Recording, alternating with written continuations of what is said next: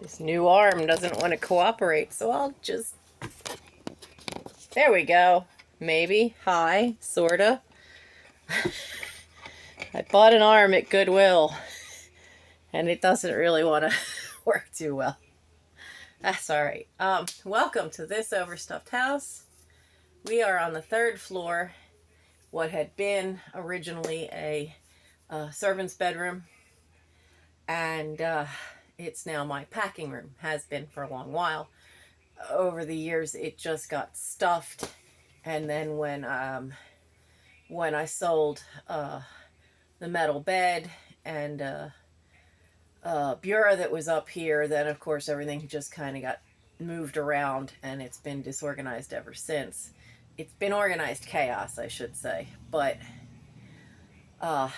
it's the only spot we could possibly make space, or I could possibly make space, to get things out of the playroom. I was up here most of yesterday. I don't even know what time it is. I think it's around 11, maybe 11:30 in the morning. I have just been dragging. I couldn't sleep. I kept waking up. But you know how that is. You know, when you have some physical limitations and then you push yourself so hard, you know that that next day you're not going to feel your greatest. But this has to happen. It has to get finished today. And so I've also, now that I've just have not been able to get my butt moving, it means I'm going to be working into the afternoon when this room gets stinking hot. I need to be done this by no later than 4, because between 4 and 8, this room will triple in temperature. And there is no AC unit up here. There ain't even a fan in this room. So, and with once the window's open, kitties here are going to want to go out and explore the roof again. So let me take you off of this, and hopefully this time it won't turn itself off, and let me show you how far things are and what's still got to get done. There we go. So I know you can see there had been a leak on the flashing to the chimney, which has always been a problem off and on. I would eventually like to just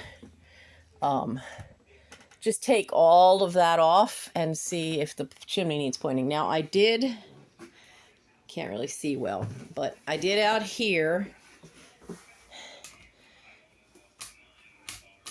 I was gonna say, did that light switch break?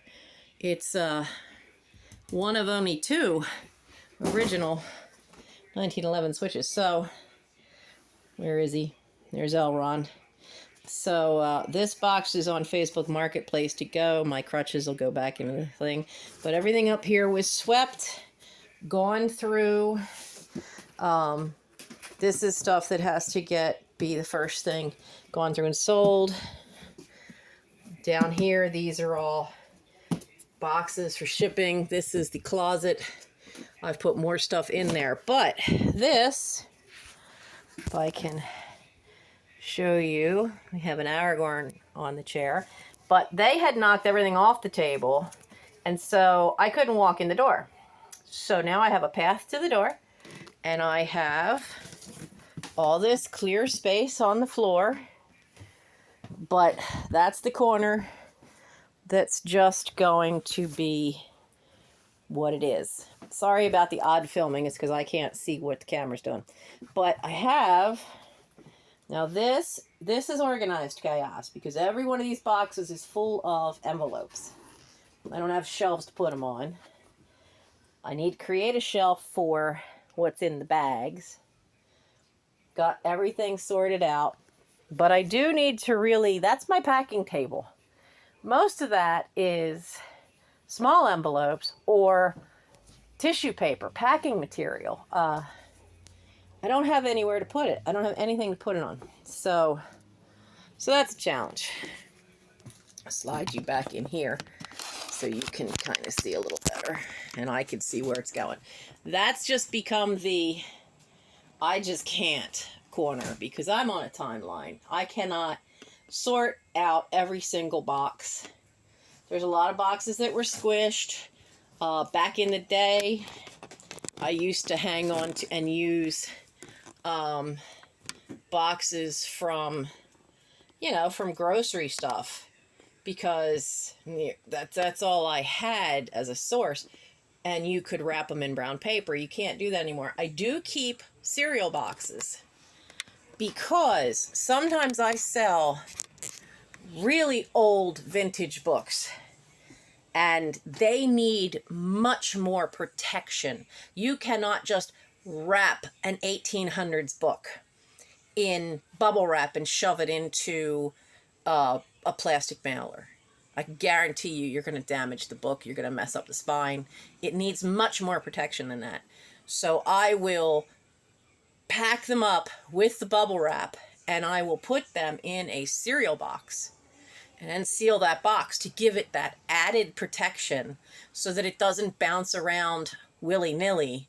And then I will put it in that. And sometimes, depending on the fragility of the book, I have also been known to put yet another layer of bubble wrap around the cereal box, because sometimes those old books, they're bound with silk thread, and when the silk dry rots and the rabbit glue, which is usually what's holding the spine together, or holding the binding to the covers together, gets so brittle that it needs that much extra protection to get it there in one piece. So I do still try to hang on to, when I can, get a giant, one of the big family size boxes for cereal. I don't have too many of those, but that's okay for right now. Now Elron's in here investigating. So today's job is all this. This corner has to get sorted out. You can see a box that says fur, more damn fur. So that tipped over because they were off kilter. I had to lob this there's a giant box that has these cylinder-shaped gribbies that are about that big. And I had to put that up there because the cats kept stealing them for toys. But all this, what's on the floor, has to get dealt with today. And then that way, we can start piling stuff up here. I have to keep a path to get to that window because that window is missing a pane of glass. And we have the pane of glass, which I believe I stuck inside the little red cabinet to protect it, but we need to get that pane of glass fixed. And I just have to figure out how, because ain't enough whiskey in the world. What are you doing, sir? What are you doing? You are knocking things on the floor. That's not helpful. I know what you want. You want the window open. So, oops. There go the things. So that's where things are at today. I may have a way to make something to hold these. This is how these got shipped to me a long while ago, and they're fat envelopes, but I cannot stack packages like this. I have two of them, and of course, being that they're all just taped together in Lord knows what kind of shiny, filmy plastic, they just slide all over the place. He just tried to climb on one, and it slid across the floor. So, this is what today is. So, let's take a look, see if we can see what some of this is. I stole the butler thing from Mike's room. But some of this, I just broke another piece of floor, didn't I? Yeah, I did. The floor up here, my parents refinished all the floors, except in here, it literally, the varnish stops at the door, and in the attic. So the floors are kind of shaky. There's no finish to them. The floor in here, because it gets so dry, is splintering. There's actually a couple of them that have hidden spaces that my brother has created. Two in here, in the floor. And, oh look, Oh, bugger. I don't know that I can move that. That feels heavy. What's on... Oh, that's why it feels heavy. Oh, dear.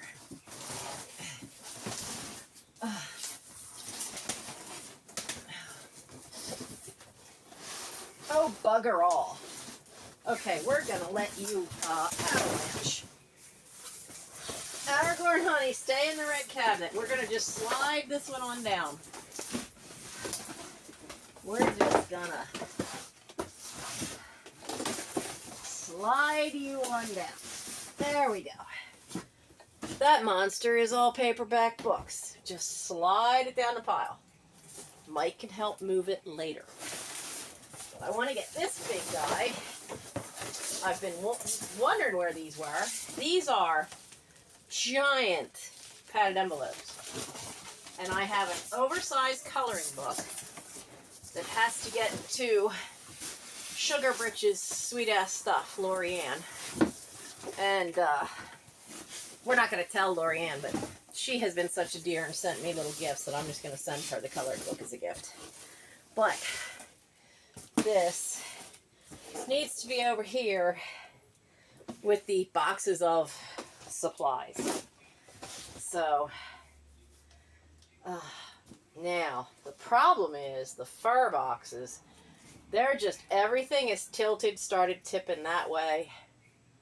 At least it tipped towards the wall. A lot of this is books that's over here. There's some toys right in the front. But those fur boxes are going to be a problem. And then, let's get Santa here. What's in Santa? Oh dear, what is in Santa? Let's find out. I didn't think Santa had anything in him. Santa needs a bath. But get away from my cough drops, sir. You do not eat cough drops. Oh. Wow. There's some wool clothing.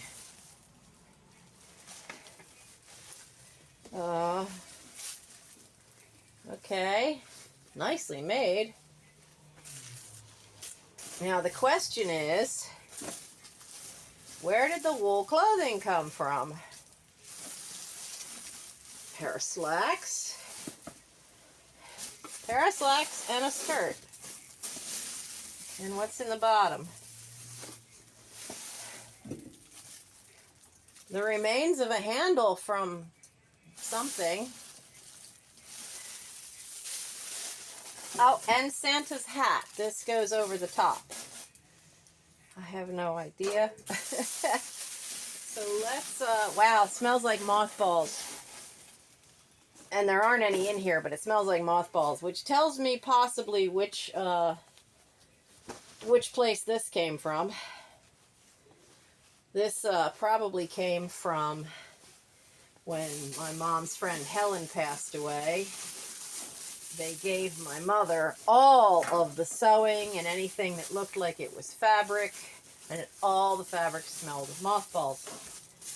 Actually, so did the thing of buttons. Yeah, so, all right, well, preferably Santa can be gotten out of here and put into the hall closet. There is a space big enough for him. That would get him out of here because he really doesn't belong in here. Now comes the fun. See what I mean? More. Now, like here's a Ritz cracker box. But inside, why did I keep that?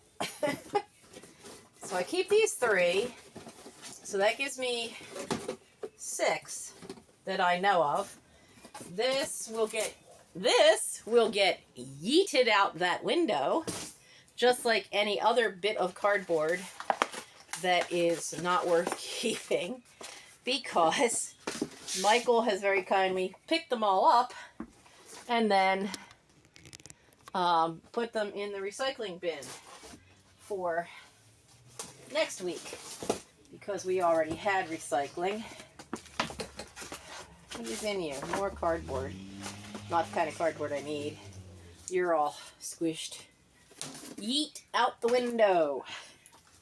There's nothing more therapeutic than having a third floor house and being able to yeet something out the window to the ground. It's quite fun. It really is. Now, like this one. That little paw prints all over this one. Yeet that sucker out the window. Flat rate box, which I never use those because they're usually way more expensive. Yeet that out the window. It's in here. Oh, another one to be yeeted out the window, and a bag with lots of holes in it. So, flatten out the box that goes out the window because I haven't opened the window yet. And I need to get to... I filled one of these yesterday. Absolutely filled it. And so hopefully today, like I said, stuff's gotten squashed. I mean, raccoons had gotten in here through that window, and we're in here with 3 little babies. And they were born early spring, late winter. So there was one purge to clean up what they shredded. Oddly enough, they never pooped in here. That's a blessing. Seriously, like, that's why it got torn apart. I just, from the stuff they knocked over, I went through and just tore things apart, finding anything they damaged and got rid of it. But occasionally I find something that's still got like little footprints on it. Not many. So, that's those. And then, so, this room's had a lot of damage. Now this one, it's starting to split. There's no point in keeping that. Even though it's a nice book one, I question its ability to be used with the perforation starting to tear. And then I found a bunch of these scattered throughout. So I will be probably finding a use for them with scouting stuff or record keeping. This is where the job is killing me. All this bending. That's another nice small... I'm trying to put the small stuff in boxes over there. Oh, nice. Look at this. This is from when I worked at the art museum. This is like really going to protect something. You put it in this first, put this in another box. And actually, I have some things. I have to see if they'll fit. Oh my goodness. Let's see what books are in here. Careful not to touch the power button again. So, oh my goodness. Oh my goodness. Look at all these. Some of these are from when I worked in the bookstore. Oh my goodness. Yeah, so at some point, this is going to have to be purged. Now, let's see. I don't want to get rid of my cat who's. Now, this is something you'll find a lot of. My hand's in the way. I'm sorry. Books with no cover. Because that was a perk of working in a bookstore in the 80s. We could actually take them only if they were already on a return list. Because otherwise they were trash. So, most of these have not been read. I think I did it again. Sorry. I think I've read the Bob Hope one. I know I've read that one. But, yeah, there'll be a point where books will get purged, but it ain't right away. But this is the job. Now see, like, look, this has been destroyed by the cats. And I don't feel like trying to trim off, you know, a piece. That's going in the trash. So that's the kind of thing. This has been their playground for a long while. And try to get you back in here. So this is today's project. So it's already getting hot. I have a tank top on, but I'm not about to film in just a scanny wife beater undershirt. So while I think some of my male viewers might enjoy that, I'm not going to do that. So, so I need to get cracking and get to work. But that's today's project. And check me on Instagram because I hope to post a finished picture of this corner being emptied with any luck. And Elron has vanished, but Aragorn is still here, still following me every single day. Doesn't like to be more than 4 feet away from me. Ever since summer camp. So, when I had first inherited the house, here's a little tidbit you should know. My plan, which everybody thought was nuts, and got no moral support at all for this, was that I should start with this room in the attic. At that point, this room wasn't so full. And that way, if I find things I want to keep, then I could put them in the attic or in here to get them out of the way. And everybody told me how stupid that was. They weren't going to help me if that was the way I was going to do it. You know, one problem with having a hoarded house is that everybody just automatically says either throw it away. I'm no longer in a financial position where that's an option. We all know that. But they're real quick to go, well, you need to have a living room. No, I don't.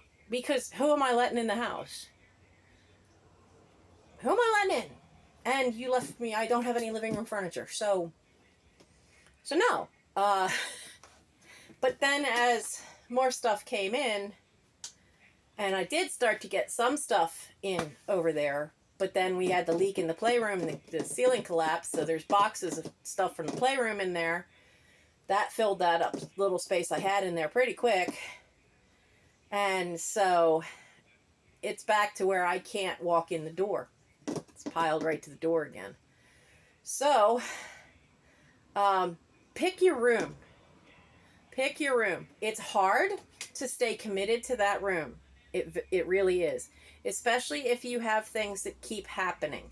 Like we got the roof mostly fixed.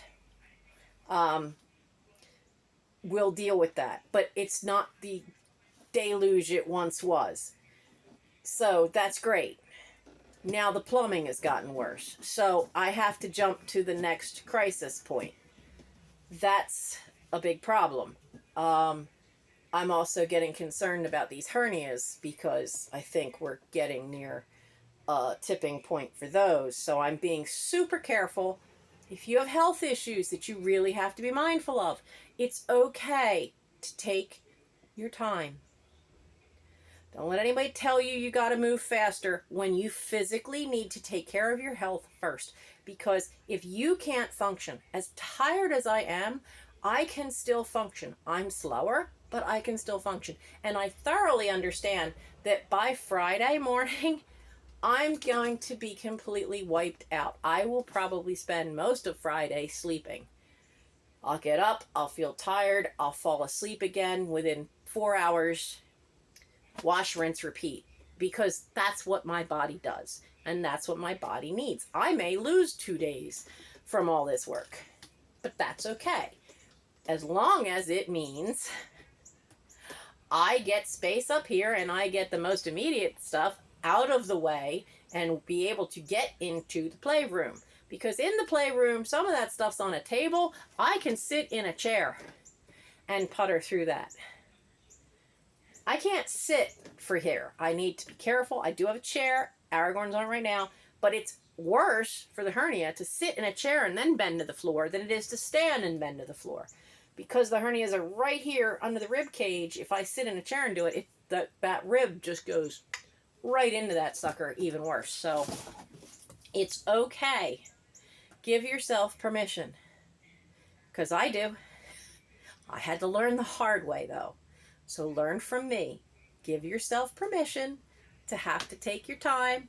If you got to take frequent breaks because of physical issues, that's okay. If you need breaks because you feel overwhelmed, that's okay. If you can only work in 15, 20-minute things, set your timer. Set your timer, do your 15, 20 minutes, go sit down, have some water. And trust me, I've learned very quickly, hydration is a massive thing. And if you're doing like I am, where it's going to be hot and sweaty, you've got to have the electrolytes and a little salt, which is why I have a big thing of powdered Gatorade downstairs. So that for every 1 water bottle of Gatorade, I will drink 2 of water, because Gatorade is very helpful. All those things with electrolytes are very helpful, but at the same time, water is the best, but you need the electrolytes. You have to balance it out. So it's a 2 for 1 for me. And I found that works greatly. So I will keep you posted on how things are going. It's supposed to hit 84 or 85 today. Now imagine that when the sun is beating down. This is the roof. The sun is beating down on this piece. And there's a peak above here, but a pointy peak, but it's beaten on that, it's beaten on the sidewall, it beats on over here, because this is the south corner of the house. So yeah, by late afternoon, this room's an oven.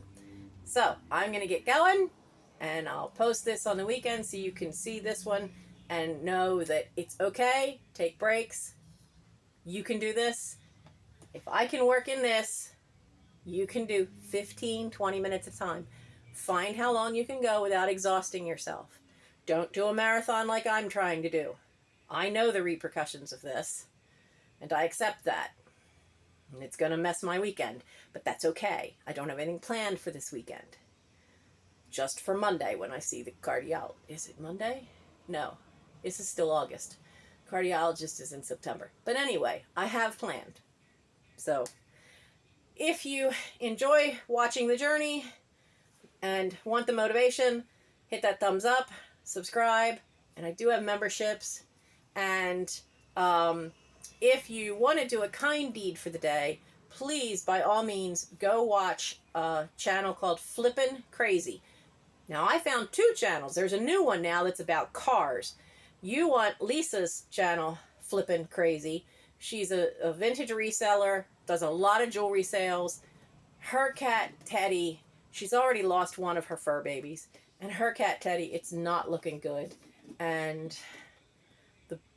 she had been saving up money to move. And a lot of that, well, most of that got eaten by the first cat and all that health issues and surgery.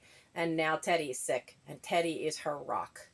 And so if you can go watch her channel and just let it play in the background. Let it run the ads. She is monetized, so that'll help.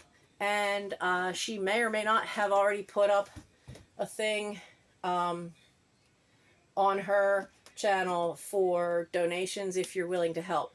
Now, keep in mind, too, this is a woman who has spent her life paying out of pocket to do TNRs on a cat colony, and she's managed to get that colony smaller and smaller and smaller over the years. But she still, bless her heart, feeds them and still takes care of the cats she had in her apartment. So, by all means, do something kind. Go watch. Just go let some of her stuff run in the background so she can get the revenue dollars. And if you do want to help her out with a direct donation, my video on what happened in the playroom, the box tsunami that tipped over, and they tipped every which way, that has information in the description of how you can directly help her. So I thank you all. We all need kindness in this world. There seems to be too little of it these days, but we can make it better. So have a good weekend, guys, and I will see you on the next one.